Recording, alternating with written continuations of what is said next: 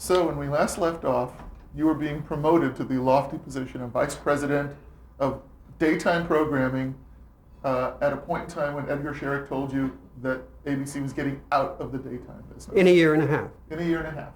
And, he gave me $100,000 of development money, hoped I wouldn't spend any of it. And he said, but, please go ahead, do what you want, just don't, go crazy with money. So the first thing I did, I thought the wisest thing to do would be to watch the ABC daytime programming that I was now in charge of. So I did. And I watched the NBC and the CBS. And what I quickly figured out was we did exactly the same kinds of shows. We did game shows and we did daytime serials, only ours were not very good. And since we were offering an inferior same, why would anyone watch us? And again, in those days, ABC had all kinds of problems. Limited finances, the third network overall. We didn't have the stations the other guys did. So there were many markets that we were not carried that we would get a zero in when Nielsen totaled up their stuff. Daytime was even worse because we were doing, if possible, even worse in daytime than we were doing at nighttime. But that was the framework against which you worked.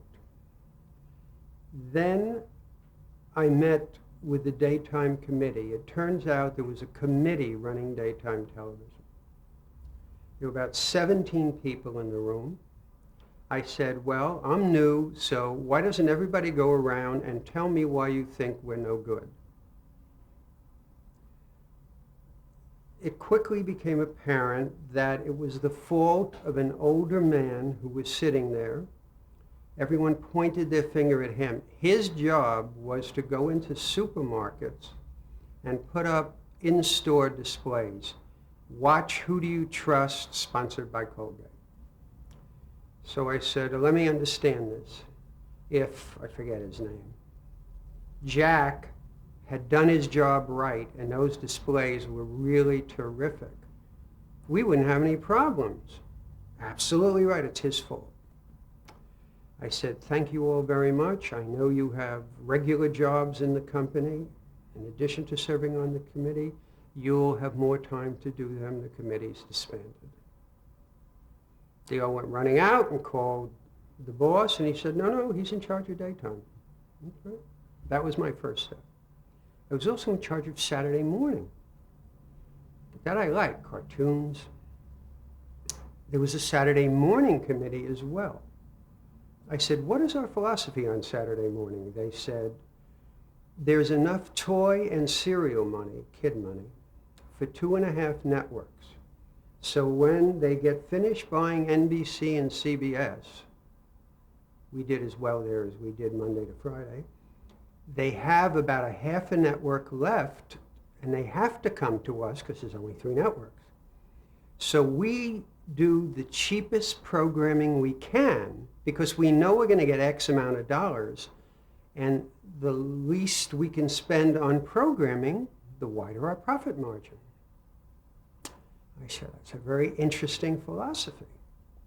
What if we had ratings that were as high as NBC and CBS? Then we could maybe even get more money. We could maybe fill up our whole network and maybe charge higher prices. And one of the guys said, but we'd have to compete with them. I said, yeah. Oh, well, very dangerous. We spend a lot of money. So I said the same speech. I said, I know you guys have a lot of other jobs to do. Thank you very much. I'll take it home. Goodbye. So that was that. That was my first 2 decisions, were to get rid of the committees. So now what were your first steps you took to change the face of the programming? Well, I thought to myself, we have very limited reach, and I knew from my experience at night that ABC if it could be successful, was successful with young viewers, because the other viewers were kind of set in their ways. They were used to watching NBC, they were used to watching CBS. The young viewers could give ABC a chance. If we had any success, we had success with young programming, teenage programming, young adults. We didn't know it then, but I was devising a plan to get yuppies to watch ABC, yuppie females. Because also we only had really decent stations in the major markets. So I thought we're going to go after the major markets and the young people, the teenagers and the young adults. We didn't call them young adults, we just said they were young. And so the first thing I did was to put on a show for the summer just to get somebody watching ABC called Where the Action Is. Now you're probably thinking, well, he put on a rock and roll music show with go-go dancers. He's a single guy. He's going to go to California. All true. However, Dick Clark I had known from the bandstand time, and he could put together shows quickly and efficiently. And what this was going to be was a hit parade of the best acts we could get. They would be in our top 10. And he would shoot it on location at the beaches in Southern California, so we'd have girls in bikinis and guys throwing footballs, and that would be the start of our programming. Young, fast, cute, sexy. And that show was going to go on the air in June. I then had a couple of other ideas for shows. I wanted to do a talk show because that would be inexpensive, but I didn't have any experience doing that, but I talked to some people, and if we could get that ready for the fall. Then I turned my attention to Saturday morning. Fortunately, a man came into my office who said that because he had lent some money years before to the man who managed the Beatles, he had the right to do an animated cartoon of the Beatles and access to all their tracks. Now the Beatles at this point were the number 1, 2, 3, 4, 5, 6 act in the world. I said, really, you have those rights? He said, yes. I said, well, just wait a second. I called the head of business affairs. I said, there's a man in my office. Go into my office and lock the door. Don't leave the office. If he has what he says he has, make a deal with him for this. He had what he said he had, and we made a deal to do a cartoon of the Beatles. Then we bought, I bought another cartoon for the fall about, it was kind of a takeoff on Frankenstein, but a guy made a monster called Milton the Monster. And those are going to be my 2 Saturday morning shows for the fall. And I had this daytime show, I forget, I think I put it on the air, a talk show, but I'm not sure. But in the meantime, I had a personnel problem. The head of daytime on the West Coast was a man named Chuck Barris. Chuck was never in the office and did a terrible job. And I went out to see him. I said, Chuck, I like you. You're obviously smart enough to do this job, but I'm going to have to fire you. You're never here and you don't do a good job. And he said, well, I hate it. All these guys come in and they pitch me shows, and I could do better shows than that. I said, a great idea. Go do one. He said, well, I can't. I have a wife and a child. And I just can't go out hustling on unemployment insurance. I said, well, this is what we'll do. When I come to California, which was about once every 3 weeks, you and I will sit at the Bel Air Hotel and think of a show. When we think of a show, you will then leave. You will then come in and pitch me the show, and I will order a pilot. He said, well, why can't you order a series? I said, Chuck, first of all, I got to go to the other guys to get my back. You only got a $100,000 budget. Right. And he wants me to order a series. I said, Chuck, you're going to have to do a good pilot. And so we used to meet that summer, and I said, okay, let's start with, what do young women like? We're guys. We like girls. They must like guys. So let's do a show. And we evolved what became the dating game. That Chuck Left came in and pitched the show. Oh, what a great idea. I hadn't heard that before. And so we did a pilot of the dating game, and it was going to go on the air in January. Also, Danny Melnick, one of the most elegant men I knew in New York City, first guy I knew had a chauffeur-driven car, came to see me and said, I want to pitch you a daytime show. I said, Danny, you've never been in a supermarket. You don't know anything about daytime shows. Yes. And he came up with a show called Supermarket Sweep. And so we made pilots on those shows. This is in the early fall. Meantime, the daytime begins. So during the summer, where the action does well, starts to get attention. No one had ever seen anything like that on daytime. It was either The Price is Right or As the World Turns, or variations. But here we were with girls in bikinis on the sand. So it got some noise. And for the summer, because the kids were out of school, we got them used to watching a little bit of ABC. Meanwhile, I get in the first Beatles, and they're embarrassingly bad. The average movement is this. Every 7 frames, they go like this.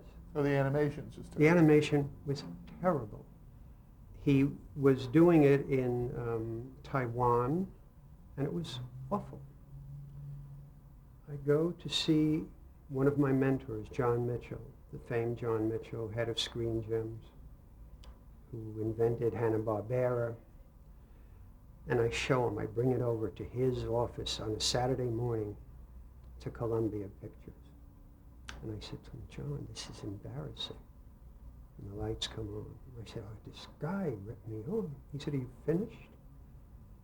I said, yes. He said, you got the Beatles. You got the Beatles. I got Muffy Moon. You got the Beatles. Yes, it's poorly executed. Yes, Hanna-Barbera do far better work. In fact, I'm going to sell you a Hanna-Barbera show. But you got the Beatles. Never forget that if the basic idea is so strong, yes, execution is important, but you got the Beatles. On the other hand, if the basic idea is no good, you can get Walt Disney himself to draw it. Not going to work. You got the Beatles. Why am I feeling sorry for you? You're going to kick my ass. The Beatles go on the air, and they get, I think, a 70 share the first week. with the same animation. Oh, yeah. Yeah. It was the Beatles. And they were so strong, and Milton does pretty well, that although we had 5 other old kind of sweet, Porky Pig and Casper the Friendly Ghost, we go to number 1 on Saturday morning. Giving Freddie Silverman, he was smoking 8 cigarettes. When he was at CBS. Yes, he was Saturday running morning. Saturday morning. How did this happen? I think the talk show goes on the air not very good. So daytime I haven't begun to date. Come January, Dating Game goes on the air. Hit. Supermarket Sweep, pretty good. I put on Ben Casey, the reruns of Ben Casey, brilliant. It certainly was very creative to take the film and run them in daytime. But it was a good lead into the General Hospital, and everyone said, oh, wow, wow, wow, wow, wow. And I then was developing, I saw a run-through of a show that was terrible in New York. But I said to the business guys, just buy the show, option it, get the rights. Because within the show, 2 of the contestants were a newlywed couple.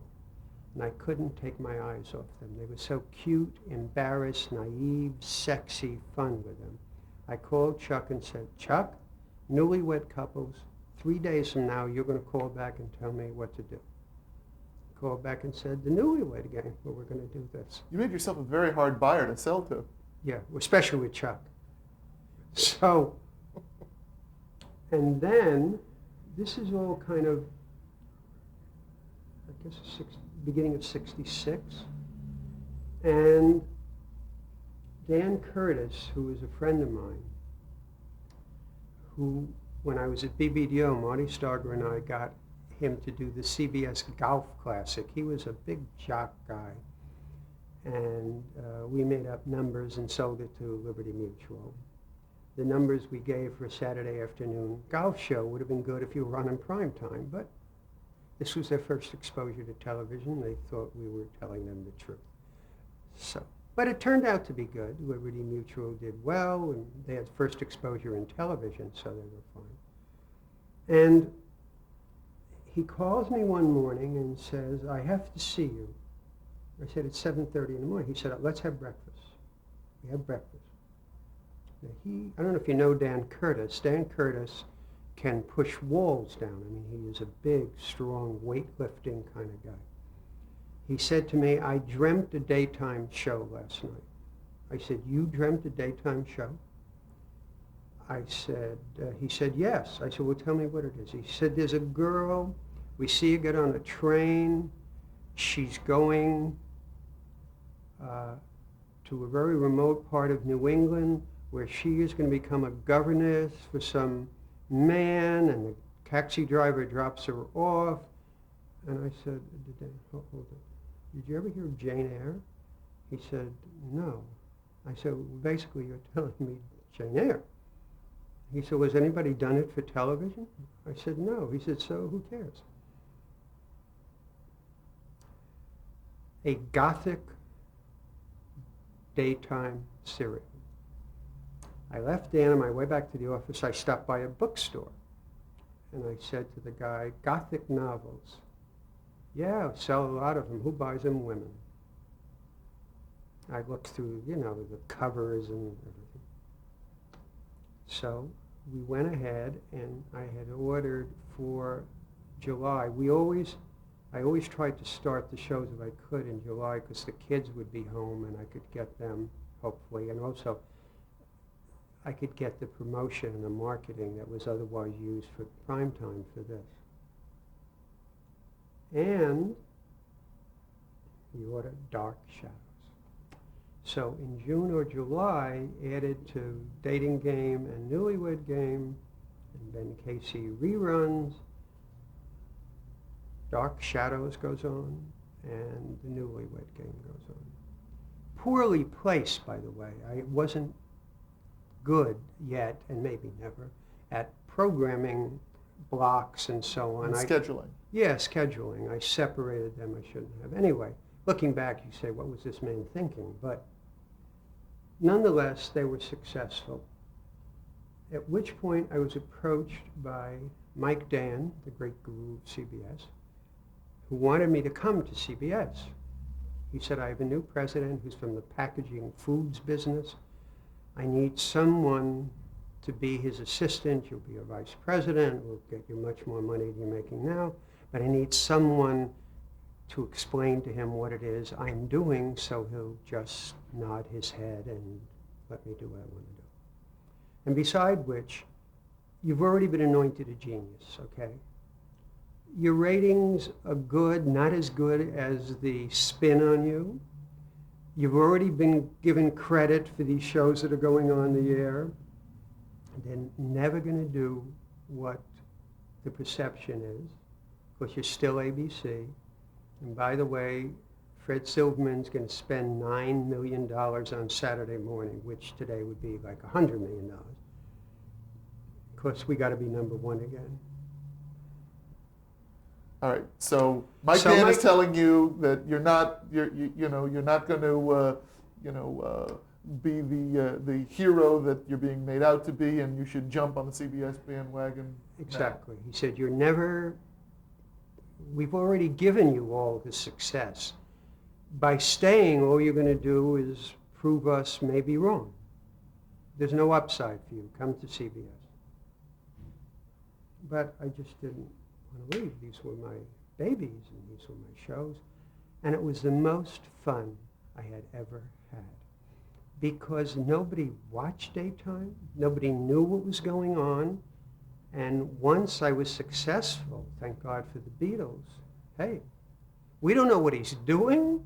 We just know what the numbers say and what the sales guys say. We went in, by the time I got Dark Shadows and Newlywed Game on here, we were up to an 18 share. We had tripled our rating. Nobody can triple their rating. We did. Sales guys were happy. Leonard Goldberg, chairman of ABC, was thrilled. When I would attend a meeting after, a dinner meeting at night, he would say, Leonard, shouldn't you be home? It's not daytime anymore. But it was all great. We were doing great. And it was fun because nobody bothered me. I went out to California, and months before that, I had this idea to do a teenage daytime serial, which wound up being a show called Never Too Young. And all the beach blanket movies were out in those days. I was going to do a daytime serial on the beach under the pier, but we couldn't afford to do that. So I went out to California to the ABC lot out at Prospect and Talmadge. There was this huge parking lot. I said, who is in charge of this parking lot? A man came out who was in charge of the facilities. I said, this is what I want you to do. I want you to take all these cars and park them somewhere else. It's everybody who worked at ABC. Then I want you to jackhammer up the asphalt. What are we going to do then? I said, then you're going to fill it with sand. And over it, we're going to build just enough so you're under the boardwalk. He said, well, let me get back to you. He goes inside. He had a ground floor office, so I saw him. He went on the phone immediately calling facilities in New York. There's a lunatic in my parking lot. I don't know if I should have him arrested or what. And he goes back and he goes, okay. They say, okay. Never Too Young was not a hit. It was done well. My fault. And so about 3 months later, I came to see the same guy. I said, you know what? Fill it up. Bring the cars back. That was Never Too Young. So we had, some misses, but it was fun because they let me. There was so little money involved in terms of production and so on. And whatever I was doing was working, whatever, it was fine. So you did have some real bounce. So you had guys like Mike Dan coming to you. Ultimately, you were able to parlay that into a bigger job at ABC. How did that come about? Well, I was very happy doing my daytime stuff, reporting to Edgar, but nobody gave me any trouble. I did what I wanted. I got the promotions that I wanted in terms of marketing. It was just great fun. I came in one morning, and I used to come in at 10, and my assistant said to me, Tom Moore has called you 7 times. He was the president of the network. He was Edgar's boss. And I said, oh, he wants to see you as soon as you come in. So I go up to Tom. He said, where the hell have you been? It's 10 o'clock in the morning. You're supposed to be in here at 9 o'clock in the morning. This is very, very bad. It's going to be terrible, and you're going to have to come in at 9 if you're going to be head of programming. I said, if I'm going to be what? He said, Edgar and Doug resigned last night. My good friends didn't tell me. And I'm naming you head of programming. I said, well, you sound angry. Well, you know, I've been waiting since 9 o'clock to tell you. He was not a nice man. I didn't like him. He said, and you'll be earning $65,000 a year, which was double my salary. And I said, well, I want, he said, we have a press conference at 11. It's now 10 after 11. where you're being announced, because it was important to them to show that they were in control and it was just a smooth transition. That's how I got to be head of programming at ABC at the age of, 31 or 2, I forget. And he didn't seem happy, but nonetheless, I was now head of programming.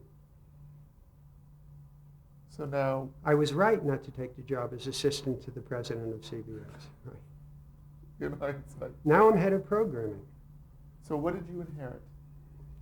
I inherited, the schedule had been made up. Edgar had made the schedule with the approval of the program board, and so it wasn't going to be my schedule, but nonetheless, and I was in daytime, but I had to go and kind of say why I thought it would work, which I didn't. I'm trying to remember, what did I inherit? The FBI, Bewitched, Great show. great show, and just the kind of show we should do. And a show I was very familiar with called That Girl was going to be premiering, and I thought that would be great because I was quite friendly with the star of the show, Marlo Thomas. She and I were boyfriend-girlfriend. That's what we used to say in those days. We didn't hook up or anything. Other than that, there was some interesting shows. I don't remember all of them, but So now, what were your new responsibilities? I was in charge of all programming, and nighttime shows, still daytime, they would report to me, but I was now in charge of the primetime schedule, including specials, et cetera, not news, not sports. I wish, in retrospect, I had approached it with the same clarity that I had approached daytime. ABC would have been a lot better off because there was no pressure on daytime. I saw things very clearly. I figured it out enough so we could have some hits and become not competitive with the other networks, but a business that made a profit and had some respect. But now I was already kind of successful. Now suddenly thoughts start to cloud your mind. I don't want to fail. And when you start to think about failing, you start to get timid. And now you're with the big heavy hitters. All of the heads of the studios are coming to see you. The head of Universal, the head of Fox. These guys are powerful guys. I want to have a career in this business. I better listen a little bit to them. Maybe they know something I don't know.